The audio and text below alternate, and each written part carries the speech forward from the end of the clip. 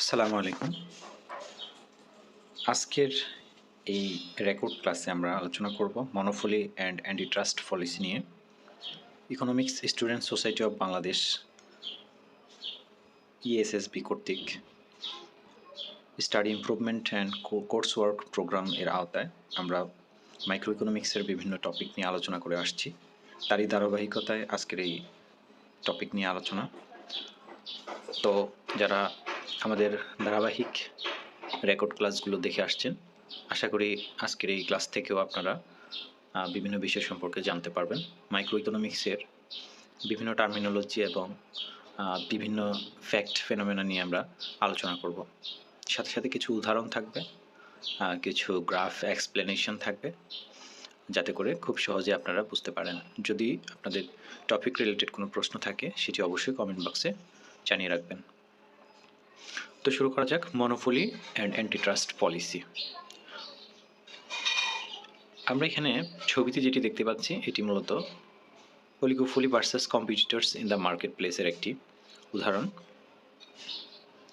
এখানে মূলত যে বিষয়ে ফোকাস করা হয়েছে সেটা হচ্ছে আমেরিকায় যে গ্যাস ফার্ম হাউসগুলো রয়েছে, তো ক্ষুদ্র ক্ষুদ্র ফার্ম হাউসগুলো বিশেষ সুবিধা নিতে তারা অনেক সময় তাদের নিজেদের মধ্যে একটা ডিল করে তারা কংগ্লোমেরেট করে কার্যক্রম চালানোর চেষ্টা করে। বিশেষ করে দেখা যায় কোনো একটা অঞ্চল থেকে অন্য একটা অঞ্চলে গ্যাস সরবরাহ করতে যে পাইপলাইনের প্রয়োজন হয়, নতুন কোনো একটি ফার্ম যদি সেখানে গ্যাসের এই বিজনেস শুরু করে, ফার্ম দেয়, তাহলে তাদের ক্ষেত্রে আবার নতুন করে গ্যাস লাইন পাইপলাইন দিয়ে গ্যাস সরবরাহ করাটা খরচ বেশি পড়ে এক্ষেত্রে। তো যদি অন্য কোনো ফার্মের সাথে চুক্তিবদ্ধ হয়ে এই গ্যাস সরবরাহের কাজটি করা যায়, তাহলে দেখা যাবে যে ফার্মের কস্ট অনেক কমে যাবে। আর তারা বলছে আমেরিকান এই যে এনার্জি ইনফরমেশন অ্যাডমিনিস্ট্রেশন থেকে যে তথ্য পাওয়া যায়, সেক্ষেত্রে দেখা যায় যে 2011 সালের অক্টোবরে কিন্ডার মর্গান এবং EI প্যাসো কর্পোরেশন, এরা হচ্ছে দুটি ন্যাচারাল গ্যাস ফার্মস, তারা ঘোষণা দেয় যে তারা মার্জ করবে। মার্জ করার অর্থ হচ্ছে তারা একীভূত হবে, মানে দুটো ফার্ম একীভূত হওয়ার ঘোষণা দেয়। তো এই কম্বিনেশন বা কম্বাইন্ড ফার্ম তারা আসলে কি করবে? তারা ঘোষণা করে যে তারা nearly every major production region with markets, তারা নিকটের সকল ধরনের উৎপাদনে অঞ্চলভিত্তিক বাজার প্রতিষ্ঠা করবে একীভূত হওয়ার মাধ্যমে। তারা চাচ্ছিল যে eliminating duplication in pipelines and other assets, the savings could be passed on to the consumers, এবং তারা বলছে এক্ষেত্রে যে খরচ সাশ্রয় হবে সেটা কনজিউমাররা ভোগ করতে পারবে বা সেখান থেকে সুবিধা পাবে। কিন্তু আসলে বাস্তবতায় সেটি কেমন ছিল, বা এর পেছনে কোনো অবজেকশন ছিল কিনা?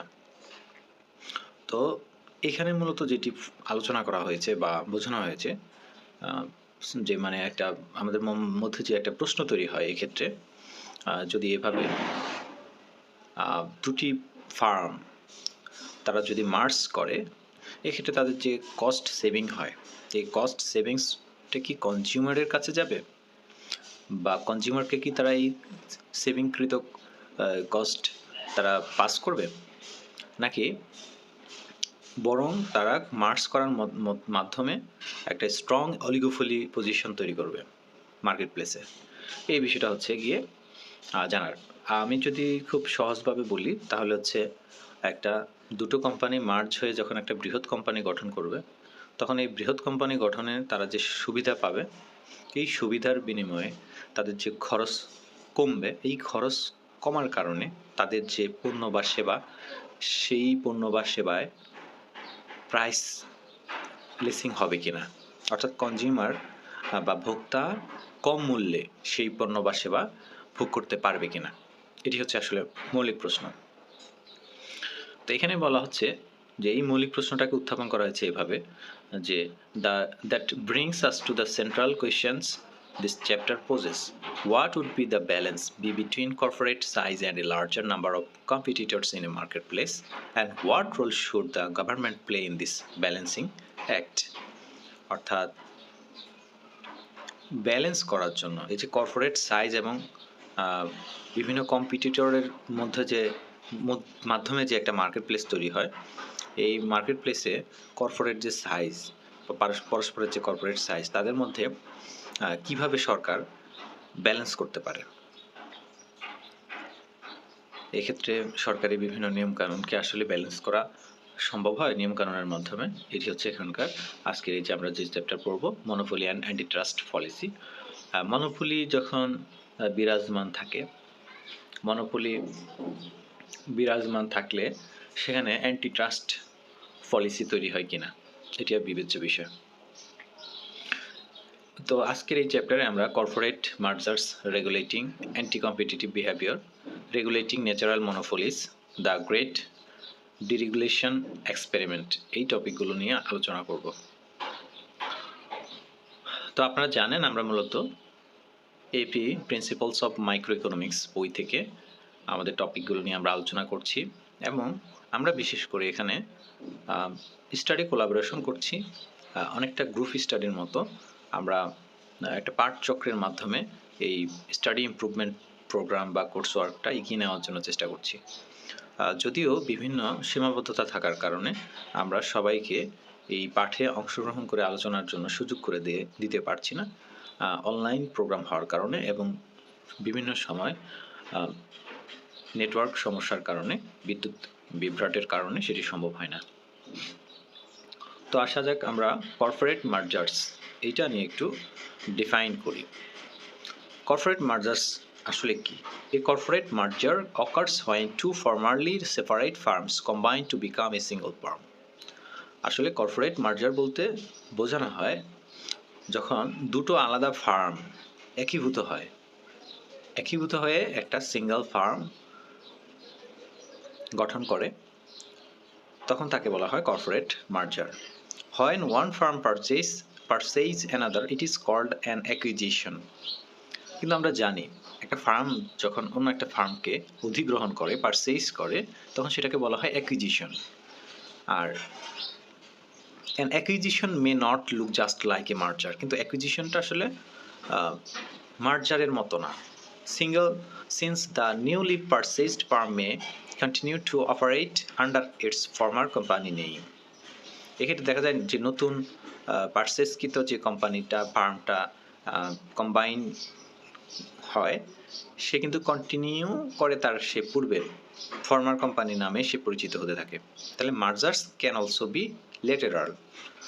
মার্জার্স আসলে অনেকটা দুটো সমপাক্ষিক, where two firms of similar sizes combine to become one. However, both mergers and acquisitions lead to two formerly separate firms operating under common ownership, and so they are commonly grouped together. তাহলে আমরা এটা বুঝতে পারলাম যে corporate মার্জার এবং acquisition দুটো ভিন্ন জিনিস। দুটো ফার্ম যখন একীভূত হয়, একটা সিঙ্গেল ফার্মে পরিণত হয়, সেক্ষেত্রে দেখা যায় ওই দুটো ফার্মের প্রত্যেকটাই তাদের এই যে নিজস্ব নামেই কোম্পানি অপারেট করতে পারে, তাদের ফর্মার নেমেই। কিন্তু অ্যাকুইজিশনের ক্ষেত্রে সেটি হয় না। অ্যাকুইজিশনের ক্ষেত্রে হয় সাধারণত অধিগ্রহণকৃত, মানে যারা পারচেজ করছে ফার্ম বা কোম্পানিটি, তারা তাদের নির্দিষ্ট নামে বা নতুন নামে অথবা পূর্বের নামে অনেক সময় বহাল রাখে ফার্ম বা কোম্পানি। আচ্ছা, রেগুলেশনস ফর অ্যাপ্রুভিং মার্জার্স। প্রত্যেকটা দেশে এই যে মার্জার্সের ক্ষেত্রে অ্যাপ্রুভিং মার্জার্সের কিছু রেগুলেশন থাকে, সেগুলো আমরা একটু দেখার চেষ্টা করি। এখানে ইউএস এর প্রেক্ষাপটে বলা হয়েছে মার্জার করার জন্য যে অ্যাকুইজিশন করার জন্য যেমনইভাবে কিছু অ্যাক্ট থাকে, মার্জিং করার জন্য দুটো ফার্ম মার্জিং করার জন্য কিছু অ্যাক্ট থাকে, আইন কানুন থাকে, কর্পোরেট ল, কর্পোরেট অ্যাক্ট ইত্যাদি। বিশেষ করে ফেডারেল ট্রেড কমিশন এফটিসি কর্তৃক আমেরিকায় এই ধরনের মার্জিংয়ে, ফার্ম মার্জিংয়ের ক্ষেত্রে অনুমোদন দেওয়া হয়ে থাকে। আচ্ছা, তো এখানে ইউনাইটেড স্টেটসের একটি পরিসংখ্যান দেখানো হয়েছে 1999 সাল থেকে 2012 সাল পর্যন্ত। Number of mergers submitted for review by the federal trade commission. Federal trade কমিশনের যতগুলো আবেদন জমা হয়েছিল মার্জার হওয়ার জন্য, রিভিউ দেখার জন্য যতগুলো আবেদন পড়া হয়েছিল, সেগুলোর একটা ডেটা দেখানো হয়েছে 1999 সালে। বিশেষ করে আমরা এই টেবল থেকে যেটা দেখতে পাই 2012 সাল পর্যন্ত এই এই প্রায় 14 বছর, প্রায় 14 বছরের এই ডেটা টেবল থেকে আমরা যেটি দেখতে পাই 2000 সালে আমেরিকার সর্বোচ্চ এই মার্জার বা কর্পোরেট মার্জিংয়ের জন্য সাবমিট হয়েছিল বেশি ব্যাপার। আচ্ছা, এবার আমরা এই যে number and sizes of mergers, the number of mergers grew from 2003 to 2007, অর্থাৎ 2003 থেকে 2007 সাল পর্যন্ত সময়টাতে এই মার্জার্স বাড়তে থাকে, বৃদ্ধি পেতে থাকে। Then fell dramatically during the 2008 to 2009 great recession, 2008 এবং 9-এর যে বড় ধরনের অর্থনৈতিক মন্দা দেখা দিয়েছিল, তখন কিন্তু এই এটা ড্রামাটিক্যালি ডিক্রিজ হতে থাকে, এই মার্জারটা ডিক্রিজ হতে থাকে। In 2015, the greatest number of mergers submitted for review by the Federal Trade Commission was for transaction between $500 million and $1 billion. The laws that give government the power to block certain mergers and even in some cases to break up large firms into smaller ones are called antitrust laws. Before a large merger happens, the antitrust regulators at the FTC and the US Department of Justice can allow the merger, prohibit it, or allow it if certain conditions are met. One common condition is that the merger will be allowed if the firm agrees to sell off certain parts. For example, in 2006, Johnson & Johnson bought the Pfizer's Consumer Health division, which included well-known brands like Listerine mouthwash and Sudafed cold medicine. As a condition of allowing the merger, Johnson & Johnson was required to sell off 6 brands to other firms, including Janatak heartburn relief medication, Cortisone anti-itch cream, and Balmex diaper rash medication to preserve a greater degree of competition in these markets.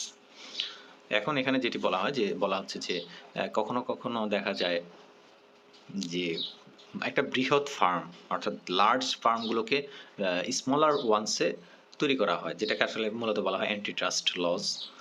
তো আবার কখনো কখনো দেখা যায় একটা large ফার্মের কোনো একটা অংশ ডিভিশন অন্য একটা ফার্ম পারচেজ করে, এটাও আবার দেখা যায়। তাহলে আবার এই ক্ষেত্রে দেখা যায় যে মার্জারের টাইপ, বিভিন্ন ধরনের মার্জার হতে পারে।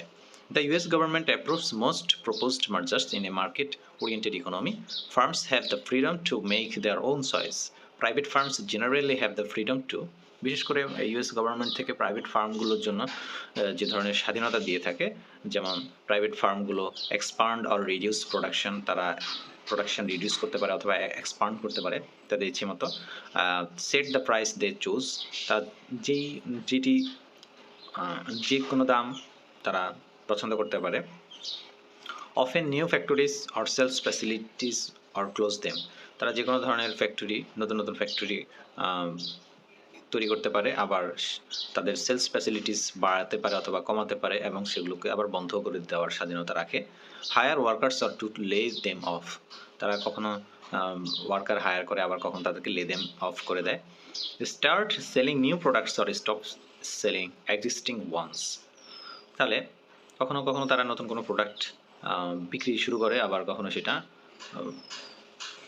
বন্ধ করে দেয়, মানে বিক্রি করাটা বন্ধ করে দেয়। মানে মূল কথা হচ্ছে প্রাইভেট ফার্মের অনেকগুলো স্বাধীনতা রয়েছে, সুযোগ সুবিধা রয়েছে, অ্যাডভান্টেজেস রয়েছে আমেরিকার প্রেক্ষিতে, সেটি বলা হচ্ছে এখানে। আচ্ছা, আমরা ইউএস এর অ্যান্টিট্রাস্ট ল নিয়ে অল্প একটু আলোচনা করবো এখানে। In the closing ডিকেডস of the 80s, many industries in the US economy were dominated by a single firm that had most of the sales for the entire country. Supporters of these large firms argued that they could take advantage of economies of scale and careful planning to provide consumers with the products at low prices. However, critics point pointed out that when competition was reduced, these firms were free to charge more and make permanently higher profits, and that without the goading of competition, it was not clear that they were as efficient or innovative as they could be. The four firm concentration ratio, এখানে চতুর্ঘাতী বা চারটা ফার্মের যে concentration ratio আছে সেটি এখানে ব্যাখ্যা করা হয়েছে। Regulators have struggle for decades to measure the degree of monopoly power in an industry. An early tool was the concentration ratio, which measures the combined market share or percent of total industry sales, which account for the largest firms, typically the top 4 to 8. For an explanation of how high market concentrations can create inefficiencies in an economy, refer to monopoly. এই যে এখানে বলা হচ্ছে যে কোন একটা market কিভাবে কনসেন্ট্রেশনটা তৈরি করে, সেই তৈরি করার ক্ষেত্রে যে ইনএফিসিয়েন্সিস থাকে অর্থনীতিতে, সেটাকেই মূলত বলা হয় মনোপলি। তো if the market shares for replacing automobile windshields are, এখানে কিছু বিভিন্ন মার্কেটের রিপ্লেসিং দেখানো হয়েছে, অটোমোবাইল উইন্ডশিল্ডসের কিছু রিপ্লেসিং দেখানো হয়েছে।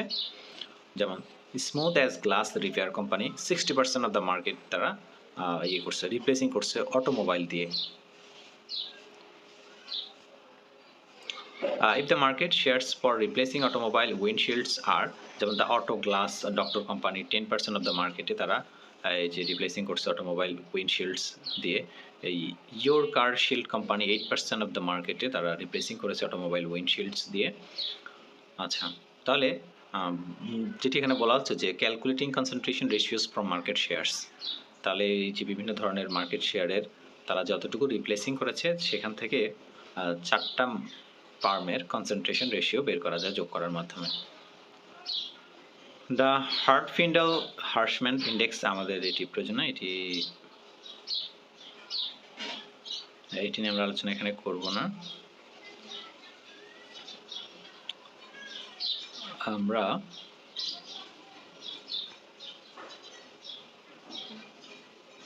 পরের টপিক আলোচনা করব, যেটি হচ্ছে রেগুলেটিং অ্যান্টি কম্পিটিটিভ বিহেভিয়ার।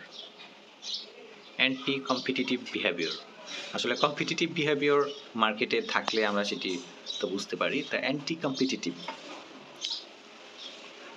কম্পিটিশনের বিপরীত হচ্ছে অ্যান্টি কম্পিটিশন। তাই সেখানে অ্যান্টি কম্পিটিটিভ মানে হচ্ছে যে মার্কেটে কম্পিটিটিভ না, বরং কম্পিটিটিভ ধারণারই বিপক্ষে রেগুলেটিং করে। তাহলে এখানে আমরা ইউএস অ্যান্টিট্রাস্ট লজ থেকে বিষয়টা একটু এক্সপ্লেন করা হয়েছে, সেটি নিয়ে একটু আলোচনা করতে পারি। The US antitrust laws reach beyond blocking mergers that would reduce competition to include a wide area of anti-competitive practices. For example, it is illegal for competitors to form a cartel to collude to make pricing and output decisions, as if they are a monopoly firm. The Federal Trade Commission and the US Department of Justice prohibit firms from agreeing to fix prices or output, rigging bids, or sharing or dividing markets by allocating customers, suppliers, territories, or line of commerce. In the late 1990s, for example, the antitrust regulators prosecuted an international cartel of vitamin manufacturers, including the Swiss firm Hoffmann La Roche, the German firm BASF, and the French firm Rhône-Poulenc. These firms reached agreements on how much to produce, how much to charge, and which firm would sell to which customers. Firms bought the high-priced vitamins like General Mills, Kellogg, Purina Mills, and the Procter & Gamble, which pushed up the prices more. Hoffmann La Roche pleaded guilty in May 1990 and agreed both to pay a fine of $500 million and to have at least one to top executives serve 4 months of jail time.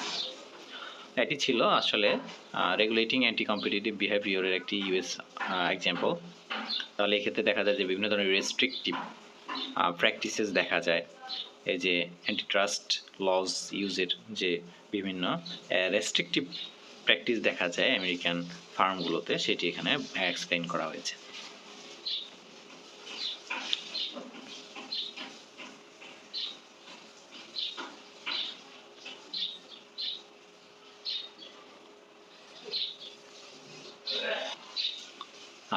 Regulating natural মনোপলিস। Natural মনোপলিসটা আসলে কিভাবে regulate করা যায়,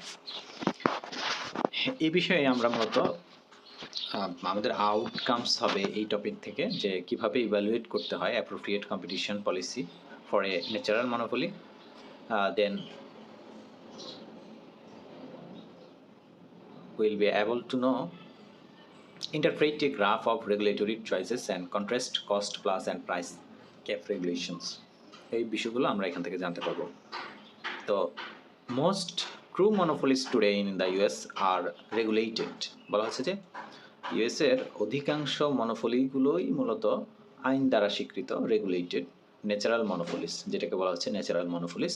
এই natural monopoly poses a difficult challenge for competition policy because the structure of cost and demand makes competition unlikely or costly.